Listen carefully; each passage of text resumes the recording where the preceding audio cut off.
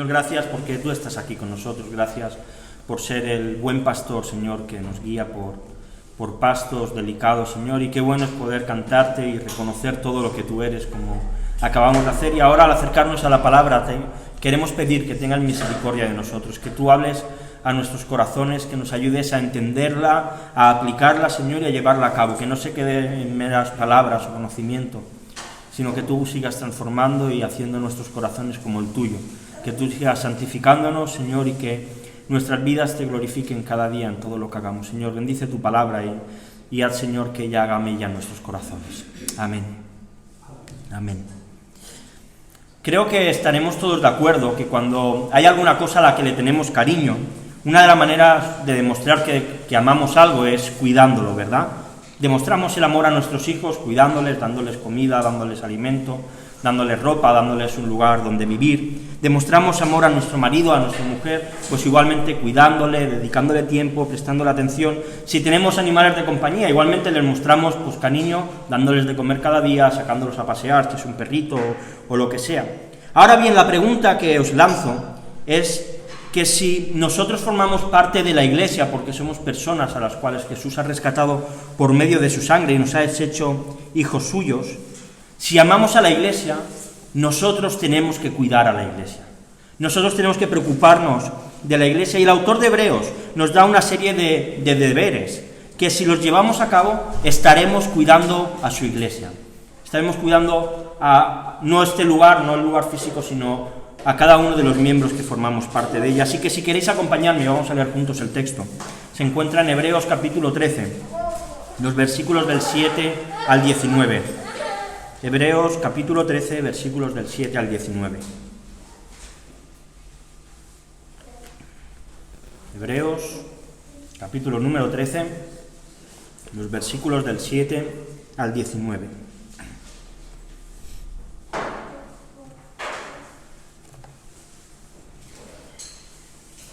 Hebreos 13, del 7 al 19. ¿Sí? ¿Lo tenéis?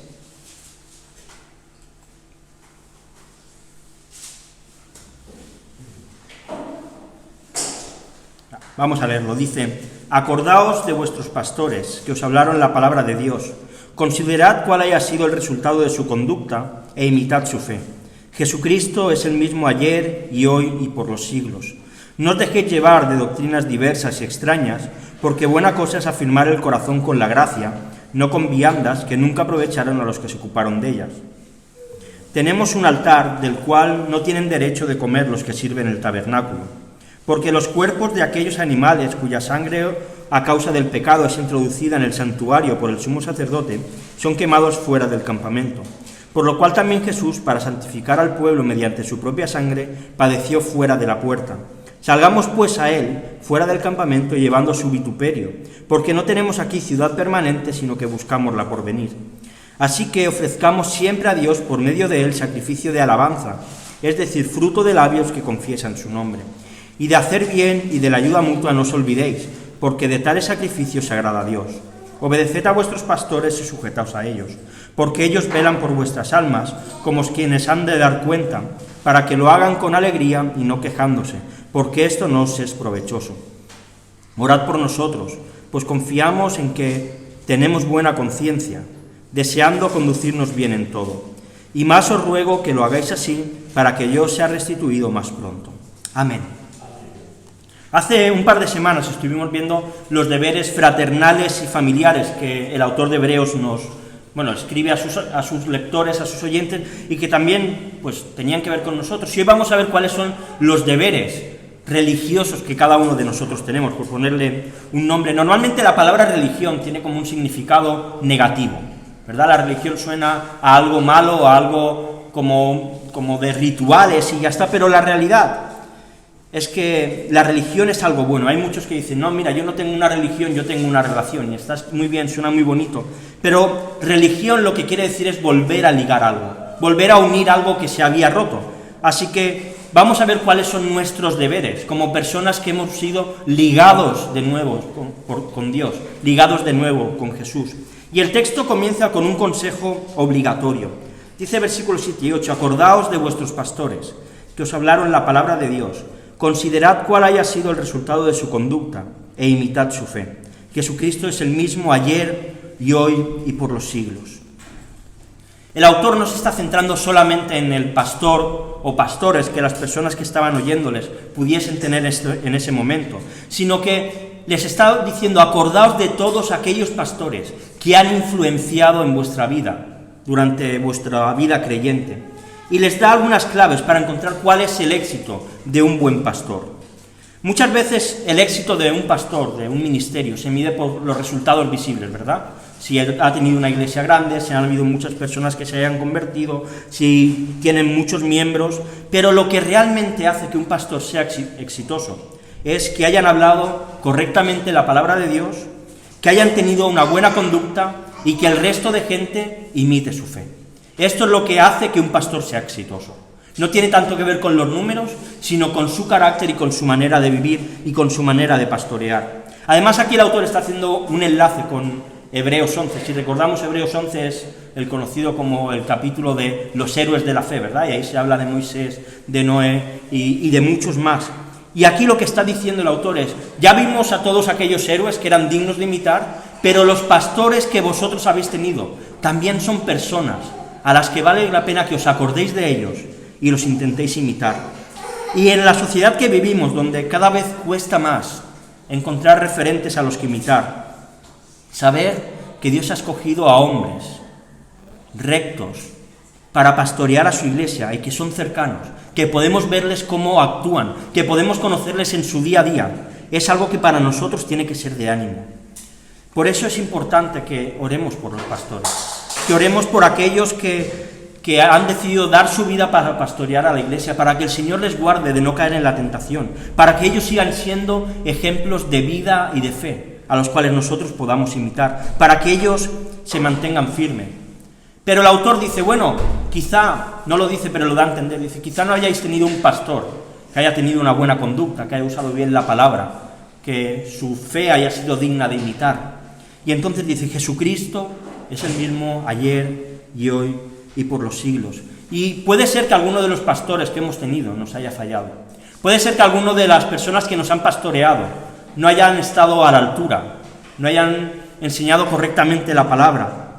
Y entonces dice, no te preocupes, porque hay un pastor, el pastor de los pastores, que este siempre es digno de imitar. Y este es Jesucristo, el que era igual ayer, hoy y lo va a seguir siendo por los siglos. Alguien a quien podemos imitar, alguien que se ha hecho intermediario entre el Padre y nosotros, para que podamos encontrar salvación. Alguien que nos rescata de las tentaciones. Alguien que cuando sufrimos, Él ya sufrió por nosotros y puede compadecerse de nuestras debilidades. Alguien que ha ido delante nuestro para llevarnos al trono de la gracia y poder encontrar gracia y misericordia. Recuerda a los pastores que has tenido. Yo he tenido unos cuantos y tengo buena memoria de ellos. Recuérdalos y recuerda cómo te enseñaron la palabra, cómo sus vidas serán ejemplos a imitar, cómo su fe era una fe también digna de imitar, y sigamos los pasos de aquellos que nos han precedido,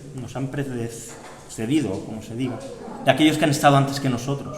Dios ha puesto personas reales, de carne y hueso, que hemos conocido, para que también nos sirvan de ejemplo y de ánimo para vivir la vida cristiana.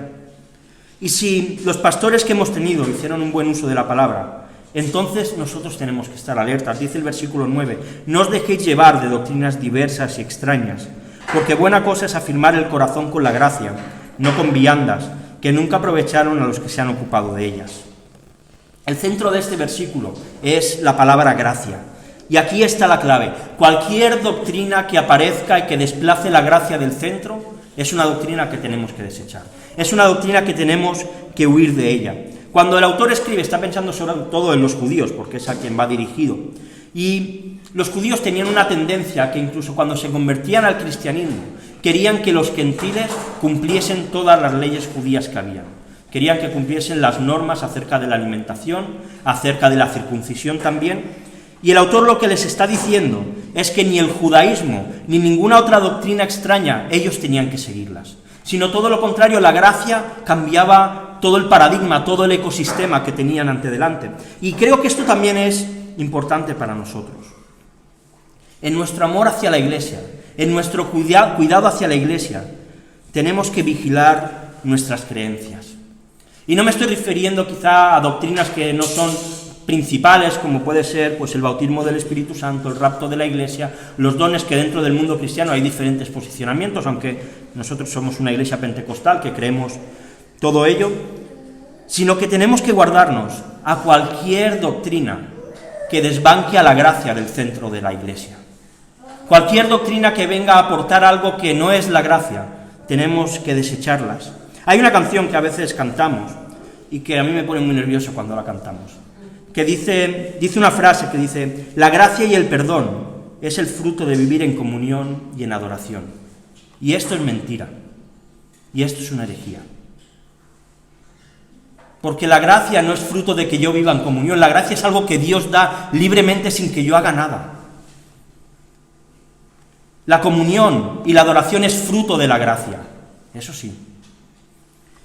Y la Biblia es muy clara, Efesios 2, 8, 9, porque por gracia sois salvos por medio de la fe, y esto no de vosotros, pues es don de Dios, no por obras para que nadie se gloríe. Ninguno de nosotros puede ganar la gracia. Ninguno de nosotros puede ir a Dios y decirle: Dios, ten gracia por mí. No se puede, porque la gracia es un regalo que Dios da gratuitamente a quien Dios quiere darlo. La gracia no es algo que se reclama, la gracia es algo que se recibe. Si amamos a la Iglesia, tenemos que mantenernos alejados de cualquier doctrina que ataque la gracia. Tenemos que alejarnos de cualquier tipo de legalismo que pueda aparecer, de cualquier persona que venga diciendo que hay que hacer tal sacrificio, tal cosa, o dar dinero, o no sé qué, o no sé cuánto, para poder obtener gracia. La vida abnegada del creyente es una respuesta a la gracia.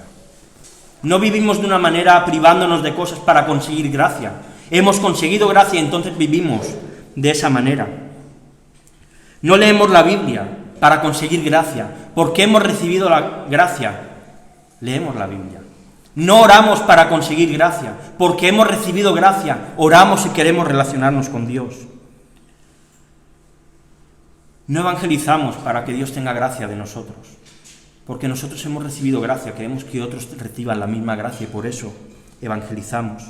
Porque Dios ha querido que la gente se convierta a través de la locura de la predicación. Dios podría haber determinado otros medios. Dios podría haber estado como un vídeo 24 horas en el cielo y que todo el mundo lo viese, pero Dios ha querido que sea a través de la predicación. Luchamos contra el pecado, no para ganar gracia, sino porque hemos recibido gracia, una gracia infinita.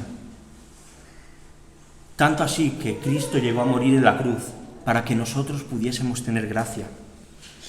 Porque la gracia de Dios, aunque Él nos la da de una manera gratis, la gracia requería un pago por el pecado, y Jesús lo hizo para que no lo tuviésemos que hacer ninguno de nosotros.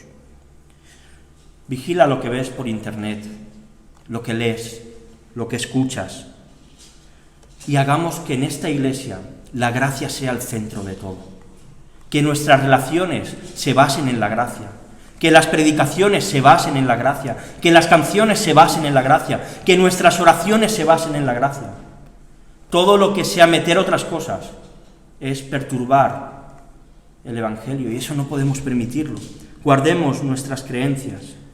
Y si cuidar nuestras creencias hace que el centro de todo sea la gracia, entonces nuestra vida tiene que ser vivir en la gracia. Y esto tiene que ser para cuidar a la Iglesia. Dice los versículos del 10 al 14. Tenemos un altar del cual no tienen derecho de comer los que sirven al tabernáculo, porque los cuerpos de aquellos animales cuya sangre, a causa del pecado, es introducida en el santuario por el sumo sacerdote, son quemados fuera del campamento. Por lo cual también Jesús, para santificar al pueblo mediante su propia sangre, padeció fuera de la puerta. Salgamos pues a Él, fuera del campamento, llevando su vituperio, porque no tenemos aquí ciudad permanente, sino buscamos la por venir. El autor está apuntando a un día muy conocido para los judíos, el día de la expiación, donde el sumo sacerdote tomaba 2 cabritos y echaba suerte sobre ellos. Un cabrito se lanzaba al desierto y el otro era el que se iba a sacrificar dentro del lugar santísimo. Y desde aquí, desde esa idea, presenta cuál es el verdadero sacrificio, que iba a hacer que el resto de sacrificios de animales realmente pudiesen tener valor. Y ese sacrificio es el sacrificio de Cristo. Un sacrificio que con su sufrimiento nos ha santificado a cada uno de nosotros. Cuando hablamos de la cruz, muchas veces ponemos el énfasis en el perdón del pecado, y es cierto, Cristo murió por nuestros pecados, su sangre los cubre y Dios perdona todo lo malo que hemos hecho. Dice que lo lanza al fondo del mar y que nunca más se va a acordar de ello. Pero hay otra realidad: Cristo murió también para santificarnos, para apartarnos del mundo y para hacernos de Dios. Por eso, la gracia no puede ser solamente algo teórico que se predique desde el púlpito. La gracia tiene que ser algo que vivamos, algo que sea una realidad en nuestra vida. Y sí, cuidar a la Iglesia es cuidar nuestra vida. Cuidar a la Iglesia es no manchar nuestra vida de pecado. Es privarnos de aquello que quizá nuestra carne le apetece, pero que va a ensuciar a la Iglesia, porque mira, Cristo no compró una iglesia sucia y andrajosa. Cristo compró una iglesia santa y sin mancha. Cristo no se va a casar con una novia sucia y despeinada. Se va a casar con una novia bien guapa, blanca y sin ninguna arruga en su ropa. Y cuando nosotros nos ensuciamos de pecado, hacemos arrugas en la novia de Cristo. Cuando a nosotros nos da igual la manera en que vivimos, ensuciamos el vestido de la novia. Y yo no sé tú, pero yo no me gustaría nunca ir a una boda y ensuciar a la novia. Creo que debe ser lo peor que te puede pasar en la vida, ¿verdad? Un vestido tan caro, que tanto ha costado, que tanto se ha preparado, y ensuciarlo. Pues habrá una boda donde estaremos nosotros, y cuidémonos de no ensuciar a la novia de Cristo, a la Iglesia. Batallemos contra el pecado, necesitamos luchar contra nuestras tentaciones, sabiendo que Jesús es el que nos rescata de ellas, el que se compadece de nuestras debilidades, pero tenemos que luchar contra ellas para que la Iglesia esté guapa, para que la Iglesia esté preciosa, para ese día en que venga Jesús a llevársela y entonces tener esa esperanza de una ciudad permanente. Hoy estamos de paso por aquí, pero vamos a estar en una ciudad permanente donde vamos a estar por toda la eternidad. Así que santifiquemos nuestras vidas. Jesús ya nos ha santificado, pero nosotros sigamos trabajando en nuestra santificación, obviamente siempre con la ayuda del Espíritu Santo. Así que si vivimos en la gracia, esto va a producir que nuestras vidas sean vidas que glorifiquen a Dios. Dice el versículo 15 y 16. Así que ofrezcamos siempre a Dios, por medio de Él, sacrificio de alabanza, es decir, fruto de labios que confiesan su nombre. Y de hacer bien y de la ayuda mutua no os olvidéis, porque de tales sacrificios se agrada a Dios. Cuidar a la Iglesia es vivir en santidad, y cuando lo hacemos estamos ofreciendo sacrificios de alabanza a Dios. Es cierto que nos privamos de cosas que nos gustan o que nos apetecen. Es verdad que a veces tenemos que aceptar que otros tienen la razón, aunque quizá no la tengan y la tengamos nosotros. Es cierto que batallamos contra el pecado, y cuando todo esto se convierte en sacrificios, lo que estamos haciendo es elevar sacrificios de alabanza a Dios. Cuando lo hacemos, nuestras bocas están glorificando a Dios, y esto nos lleva a actuar de la manera correcta. Esto nos lleva a hacer el bien a los demás, a preocuparnos de quienes tienen debilidad, a guardar nuestros matrimonios puros, a no ser personas avariciosas. Cuidar a la Iglesia quiere decir cuidar a los otros, quiere decir cuidarnos unos a otros, quiere decir glorificar a Dios con nuestra vida, con todo lo que hacemos. La manera en que comemos tiene que ver con glorificar a Dios. Si comemos con agonía, si comemos en exceso, no estamos glorificando a Dios. La manera en que bebemos tiene que ver en cómo glorificamos a Dios. Si bebemos alcohol y nos pasamos y nos emborrachamos, no estamos glorificando a Dios. La manera en que trabajamos tiene que ver con glorificar a Dios. Si yo no me esfuerzo en hacer bien mi trabajo, no estoy glorificando a Dios. La manera en que estudiáis tiene que ver con glorificar a Dios. Si no os esforzáis estudiando, intentando siempre sacar la mejor nota, no estáis glorificando a Dios. La manera en que descansamos tiene que ver con glorificar a Dios. Dios quiere que descansemos. Si Dios no quisiera que descansemos, habría hecho un cuerpo que no necesitaría dormir. Dios quiere que descansemos. Y descansar de más está mal, pero descansar de menos también está mal. Porque Dios ha creado un cuerpo que necesita regenerarse y lo hace a través del sueño. La manera en que venimos a la iglesia tiene que glorificar a Dios. Por eso el cristiano tiene que vivir una vida equilibrada, sin excesos, pero también sin escasez, encontrando siempre el punto medio de todo. Todas las cosas hay que hacerlas con el término justo, porque como dice Pablo, ya sea que comamos o bebamos, para el Señor lo hacemos. Ya sea que trabajemos o que estudiemos, para el Señor lo hacemos. Ya sea que vengamos a la iglesia, que descansemos o que hagamos otra cosa, para el Señor lo hacemos. Así que cuando lo hacemos de esta manera, estamos glorificando a Dios con nuestra vida. Y si hasta aquí hemos hablado de la obligación que tenemos de cuidar a la iglesia, preocupándonos e imitando a nuestros pastores, cuidando nuestras creencias, viviendo en la gracia y glorificando a Dios por nuestra vida, vamos al segundo punto que me gustaría ver en esta mañana. Porque igual que tenemos la obligación de cuidar a nuestra iglesia, también tenemos la obligación de cuidar a los líderes que nos pastorean, aquellas personas que Dios ha escogido para guiarnos. Cada uno de nosotros esperamos que el pastor, en nuestro caso, o los pastores, si hubiesen más, se preocupen de nosotros, que si estamos enfermos, nos llamen, nos visiten, que si necesitamos un consejo, nos aconsejen, que si necesitamos consejería, nos hagan consejería, que si pasamos un mal momento, estén a nuestro lado. Y todo esto lo hemos tomado como derechos que tenemos, y en cierta manera realmente son derechos que como miembros de una iglesia tenemos hacia nuestros pastores. Y como se suele decir, ¿verdad? Un pastor se sabe que es pastor porque huele a oveja. Un pastor que no tiene ovejas y no se junta con las ovejas, bueno, pues tendrá el nombre de pastor, pero no es pastor. Un pastor huele a oveja, porque vive con ellas y se junta con ellas. Ahora bien, ¿cuál es nuestra obligación con los pastores? El texto nos presenta dos, y la primera es que tenemos que obedecer y tenemos que sujetarnos a nuestros pastores. Dice el versículo 17, obedeced a vuestros pastores y sujetaos a ellos, porque ellos velan por vuestras almas, como quienes han de dar cuenta, para que lo hagan con alegría y no quejándose, porque esto no os es provechoso. La verdad es que este es un texto peligroso. Es un texto muy mal utilizado, porque realmente el pastor está en una posición de autoridad sobre el resto de las ovejas. Y porque Dios le ha dado esa autoridad al pastor, y en nuestro caso, que somos una iglesia congregacional, es decir, que la iglesia es quien toma las decisiones, nosotros le hemos dicho al pastor que él tiene el poder y la autoridad para guiar a la iglesia. Por lo tanto, el peso más importante de las decisiones que se tomen muchas veces van a caer sobre él, aunque los miembros somos quienes finalmente las ratificamos por medio de nuestras reuniones. Ahora bien, este texto se ha utilizado muchas veces para darle al pastor un poder que él realmente no tiene y una autoridad que Dios realmente no le ha dado. Así que antes de hablar de lo que nosotros tenemos que hacer, que es obedecer y sujetarnos a nuestros pastores, quiero empezar hablando de lo que no es sujetarse a un pastor.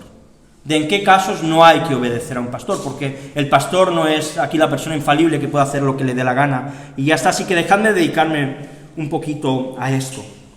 Mirad, no tenemos que obedecer a un pastor cuando el pastor provoca un abuso físico, sexual, espiritual o emocional en una persona. En estos casos no tenemos nunca que someternos a un pastor. Voy a citar algunos casos, y creo que en nuestro caso, en nuestra iglesia, no se dan ninguno de ellos, así que por eso lo digo, y quiero dejar esto muy claro, que no he visto nunca estos abusos aquí, ni en ninguna de las iglesias que yo he estado. Pero son cosas que ocurren en otras iglesias, cosas que son visibles y que tenemos que andar con ojo. Ninguno de nosotros tenemos que someternos a un pastor que nos dice con quién nos tenemos que casar. Yo he visto casos en los que el pastor decía, no, mira, antes de ser novios tenéis que ser 6 meses amigos. Bueno, el pastor no tiene, esa no es su función.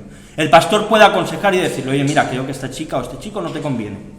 ¿De acuerdo? Ahí estamos de acuerdo. El pastor, esa es su tarea, la de aconsejar. Pero el pastor no tiene que meterse en la vida de nuestra casa, ni decirnos cómo tengo que criar a mis hijos, con quién tengo que pasar mi vida o no. Si yo decido casarme, no es el caso, pero decidiese casarme con una mujer que no es creyente, el pastor me tendría que decir, oye Ángel, esto que estás haciendo no está bien, Si yo siguiese con eso, la Iglesia debería seguramente tomar cartas en el asunto y ver qué situación pues, desemboca eso. Pero el pastor, entre dos personas creyentes, no tiene que decir quién se tiene que casar o con quién no.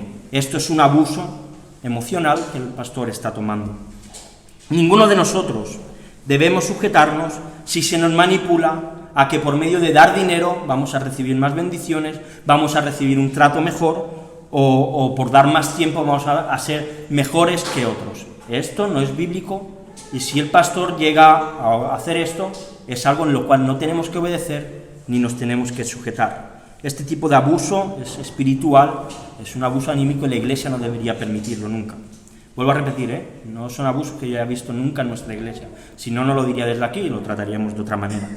No debemos sujetarnos a pastores que oculten el pecado de otros pastores y además desacrediten a las víctimas. Recientemente en la iglesia de Grace Community Church, del pastor conocido John MacArthur, ha salido a la luz un caso de una mujer que denunció a su marido que estaba abusando de ella tanto física como sexualmente y de sus hijos, y la iglesia puso en disciplina a esa mujer y le dijo que tenía que volver con su marido. Esto es una barbaridad.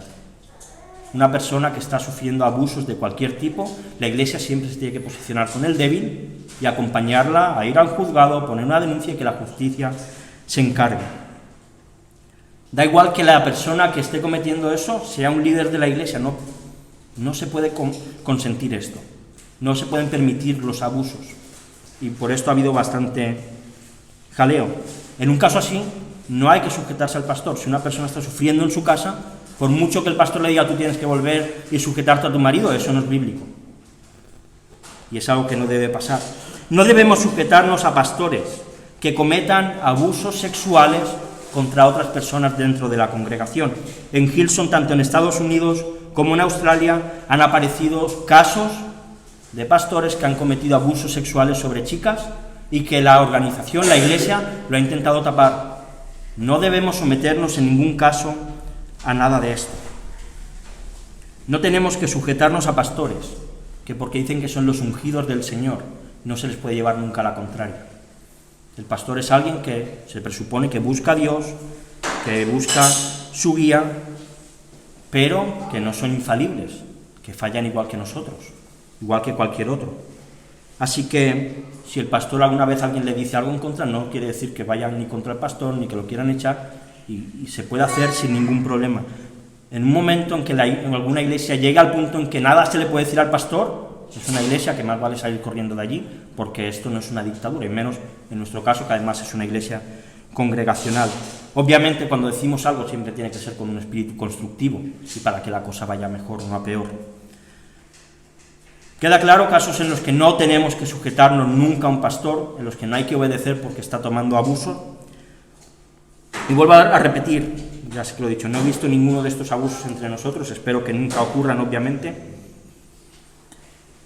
Y por tanto, sí que creo que nosotros debemos sujetarnos y debemos someternos a nuestro pastor. Y lo creo porque el pastor que tenemos habla de la palabra correctamente, lo creo porque su vida es adecuada a lo que la Biblia enseña, y lo creo porque su fe es una fe que creo que es digna de imitar. Pero además no solo eso, creo que han demostrado que se preocupan por nuestra vida, que cuando hemos estado enfermos nos han acompañado, que cuando hemos tenido problemas han estado a nuestro lado, que cuando hemos hecho cosas mal nos han dicho, oye, esto que estás haciendo no está bien. Así que creo que hacemos bien en sujetarnos y en obedecer a nuestros pastores, y que debemos hacerlo. Y cuando hacemos eso nosotros, lo que hacemos es facilitarles la vida a ellos. Cuando no somos molestosos, cuando no estamos con tonterías, es que tal me ha dicho no sé qué, es que no sé quién no me ha saludado, es que el otro día yo pasé a tu lado y no me saludaste, igual no te vio, no pasa nada. Cuando hacemos esto, les ayudamos a que nos sirvan con alegría. Les ayudamos a tener tiempo para prepararse, para que nos aconsejen, para que se preocupen por nosotros y lo hagan sin queja. Tenemos la obligación de hacerle la vida fácil a los pastores, de que venir aquí no sea un problema, que nos comportemos como adultos, a veces nos comportamos como niños. Es que no sé quién pasó y no me saludó. Hermanos, somos ya mayores. Que esto lo hagan niños pequeños y se enfaden por esas cosas, vale. Pero nosotros no debiéramos enfadarnos por eso. Y si pasan cosas de esas, arreglémoslas. A veces hacemos perder tiempo a los pastores en cosas que podemos arreglar entre nosotros sin dar tanto bombo, para que la carga que ellos tienen de llevarnos, porque ellos son responsables ante Dios de cada uno de nosotros, les sea fácil, les sea cómoda y lo puedan hacer con alegría. Y por último, los versículos 18 y 19 dice: orad por nosotros, pues confiamos en que tenemos buena conciencia, deseando conducirnos bien en todo, y más os ruego que lo hagáis así, para que yo sea restituido más pronto. El autor está pidiendo oración, y creo que es algo que nosotros también tenemos que hacer, por aquellos que no solamente pastorean, sino por aquellos que predicamos, por aquellos que lideran la música, que dan la escuela dominical, por todos aquellos que sirven. Necesitamos orar, para que el Señor les bendiga, para que el Señor les ayude, para que Dios les guarde del pecado, de las tentaciones, y para que ellos también puedan vivir con una vida perfecta, con una buena conducta y una fe ejemplar. Y respecto a los pastores, creo que debemos preocuparnos por ellos. No solo por oración, que obviamente tenemos que hacerlo, pero yo no sé cuándo fue la última vez que tú le mandaste un WhatsApp al pastor solamente para preguntarle cómo estaba, para decirle: oye, que tengas una buena semana. Damos por hecho que si tenemos problemas ellos van a venir a ayudarnos, que si estamos enfermos ellos van a estar con nosotros, pero cada uno de nosotros también tenemos que cuidar de ellos. Ellos tienen que sentir nuestro cariño, que estamos a su lado, porque el pastorado es una tarea dura. Muchas veces se sienten solos, por eso la Iglesia tiene que arroparles, tienen que acompañarles. A veces es tan fácil como una llamada: oye, ¿qué tal? ¿Cómo estás? Y ya está, un mensaje, quedar para tomar un café, para ver cómo se sienten, para ver en qué les puedes ayudar. La Iglesia debería obligar a los pastores a cogerse un mes de vacaciones, porque todos los que trabajamos tenemos un mes de vacaciones, y muchas veces ellos no descansan nada. La Iglesia debería obligarles, porque si ellos descansan, van a servirnos mejor. Si ellos descansan y se van un mes de vacaciones a no sé dónde y pueden tener relax, cuando vuelvan van a venir con más fuerzas, van a estar mejor para también servirnos luego a nosotros. La Iglesia, dentro de sus posibilidades, debería obligar a los pastores a prepararse, a estudiar un seminario, quizá cursos específicos sobre consejería, sobre evangelismo, sobre ciertas doctrinas. Hacer esto es demostrar preocupación por ellos. Y es lo que nosotros tenemos que hacer, porque esto les va a ayudar a vivir, a tener buena conciencia y que su fe sea digna de imitar. Acabo ya. Ser cristiano significa aceptar responsabilidades. No solamente son derechos, lamentablemente, también responsabilidades. Y como parte del cuerpo de Cristo que somos, no podemos obviarlas. Nuestra responsabilidad con la Iglesia se lleva a cabo por medio de la Iglesia local, por medio de donde los que estamos hoy aquí. Y tenemos que cuidarla, porque nosotros formamos parte de ella. Los grandes olvidados muchas veces son los que dirigen. Se les exige mucho, se les demanda mucho, buenas predicaciones, buena música, buena atención, preocupación, disponibilidad. Pero ¿qué hacemos nosotros por ellos? ¿Qué hacemos nosotros por estas personas? Valoremos el trabajo, sobre todo de quienes nos pastorean, de quienes se preocupan por nosotros. No dejemos de orar por todos, pero en especial por aquellos que han decidido renunciar a cosas de su vida, a su tiempo, para pastorearnos en el Señor. Preocupémonos de que descansen. No es bueno que quien nos guía y nos lidera no tenga fuerzas. Todo lo contrario, hay que animarles a encontrar momentos de descanso, a que se tomen un día a la semana para descansar también, a no sobrecargarles con tonterías y sobre todo orar mucho por ellos, a hacerles la vida fácil, a que nos sirvan con alegría, para que Dios les respalde, para que sus corazones se guarden de cometer abusos, para que no llegue el día en que ninguna de las cosas que hemos citado sucedan aquí, y para que la Iglesia siga avanzando y siga creciendo como está haciendo. Vamos a orar. Señor, gracias porque tú has puesto pastores, Señor, en esta Iglesia para guiarnos, para cuidarnos, Señor, y te damos gracias por ellos, por sus vidas, Señor, y te queremos pedir mucha bendición para ellos. Gracias porque ellos usan bien la palabra, Señor. Gracias porque ellos tienen una buena conducta. Gracias porque su fe es digna de imitar. Y queremos pedirte, Señor, que tú sigas bendiciéndoles, Señor, que tú sigas fortaleciéndoles, que tú sigas guiándoles, Señor. Dales descanso durante este mes y ayúdales a retomar sus fuerzas para seguir trabajando para ti, Señor. Ayúdanos a serles de ayuda, a no serles de tropiezo, a hacerles fácil el ministerio que tú les has dado. Y, Señor, gracias por todo el tiempo que ellos dedican, por toda la dedicación. Señor, gracias por todos los que te servimos. Ayúdanos a mantenernos santos, a mantenernos limpios, Señor, a no ensuciar a tu iglesia, sino cuidarla. Y gracias porque tenemos la promesa y sabemos, Señor, que las puertas del Hades no va a prevalecer contra tu iglesia, que tú la vas a llevar en victoria, Señor, y queremos que esta iglesia en Santa Perpetua, Señor, nos ayudes a ser una iglesia santa, sin mancha, Señor, una iglesia preciosa, esperándote al día que tú vuelvas, Señor. Amén.